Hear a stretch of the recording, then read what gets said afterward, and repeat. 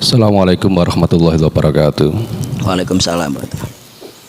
Ya, mengenai masalah akal tadi juga termasuk kan mungkin juga mempengaruhi semangat atau aktivitas seseorang.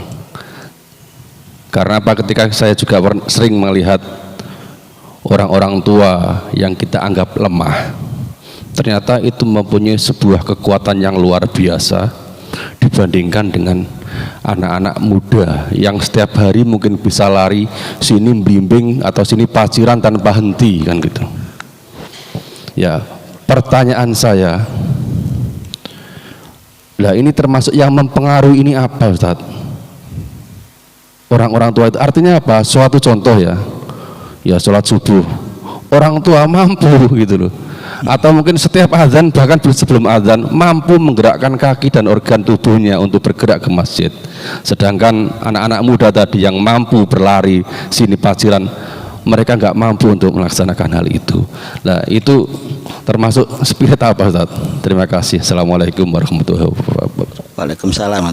Ini apa namanya, suatu pertanyaan yang bersifat introspektif untuk kita yang masih muda-muda ya. Jadi spiritnya itu ya tetap spirit kolbun ya. Jadi hati yang disinari oleh cahaya keimanan itu akan berbeda.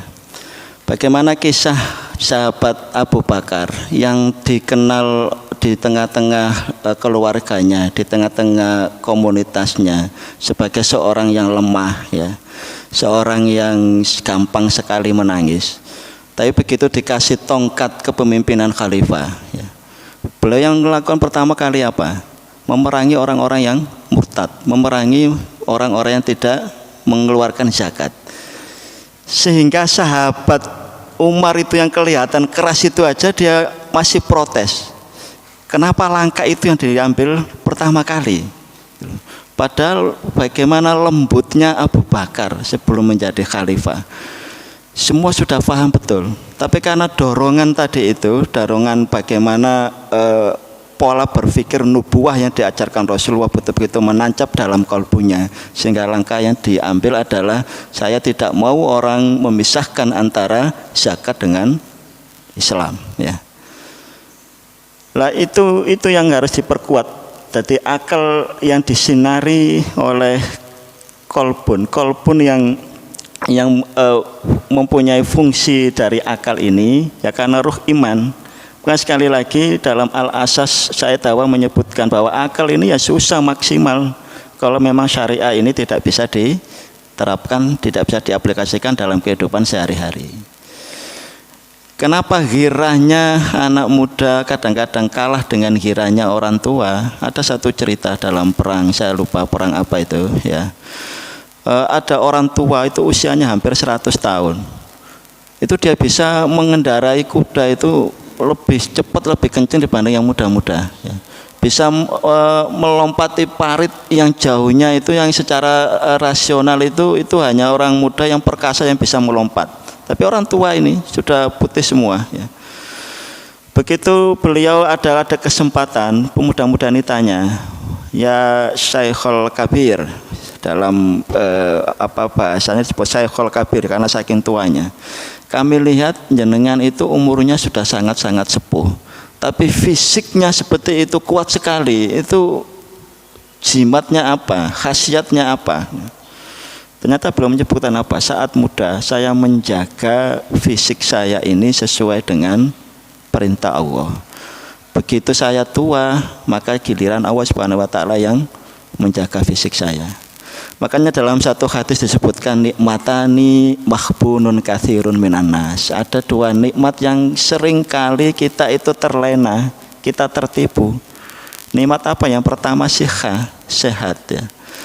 Kalau kita belum sakit ya kita nggak ngerti berapa mahalnya sakit itu ya. Yang kedua adalah al-faroh, kesempatan ya. Waktu lowong, waktu kosong. Kalau kita belajar tubuh manusia, kita itu mempunyai kurang lebih 75 triliun sel ya. Bukan miliaran.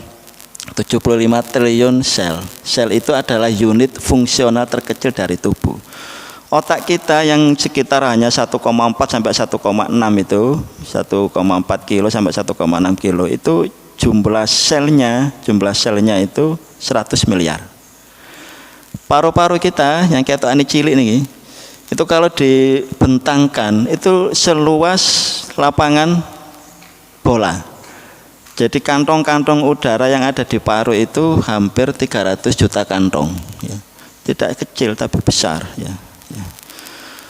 Makanya nikmat-nikmat seperti itu kalau kita manfaatkan, yaitu namanya afia. Makanya beda dengan sehat sama afia. Kalau sehat itu secara fisik, kalau afia itu enggak. Contoh, saya bisa melihat Ustadz Taun, saya melihat Ustadz Ibrahim tanpa kacamata, itu mesti jenengan bilang sehat, tapi belum tentu afia. Kalau mata saya masih buka pornografi, kalau mata saya masih melihat wanita-wanita yang bukan muhrimnya, ya berarti mata saya tidak afia. Jadi kalau afia itu berfungsinya organ kita sesuai dengan tujuan penciptaan. Makanya doa yang diajarkan Rasulullah ya permintaannya bukan siha tapi afia. Allahumma inna nas'alukal afwa wal afiyata. Bukan siha tapi wal afiyata fid dunya wal akhirah.